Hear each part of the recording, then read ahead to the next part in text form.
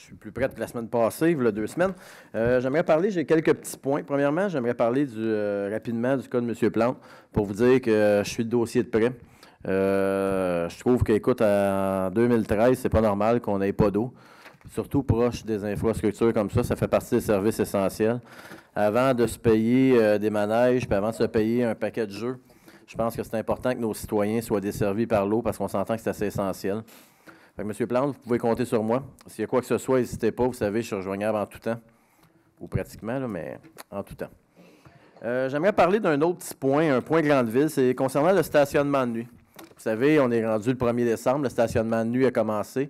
C'est un des points que j'avais débattu beaucoup v'là 2 ans, quand on a commencé, qu'on avait amené.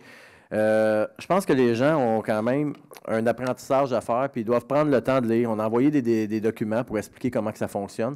Je pense que les gens doivent prendre le temps de le comprendre aussi. Pour éviter un peu, parce que pendant mon porte-à-porte, plusieurs personnes ont été très contentes du stationnement de nuit pour ceux qui avaient des grandes familles.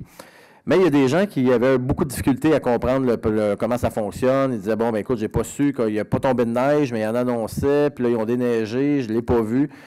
Il y a des façons assez simples de communiquer. Il y a la ligne téléphonique qu'on peut appeler.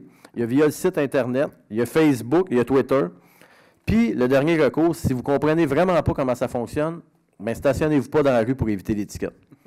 Fait qu'une fois que vous avez tout fait ça, bien, après ça, on va être certain qu'on n'aura pas de gens qui vont être malheureux d'avoir reçu un ticket à cause de, puis à cause de. Prenez le temps, gardez-le, mettez-le sur votre frigidaire, prenez le temps de communiquer. Puis une fois que vous êtes inscrit à Facebook, c'est facile de fonctionner avec ça.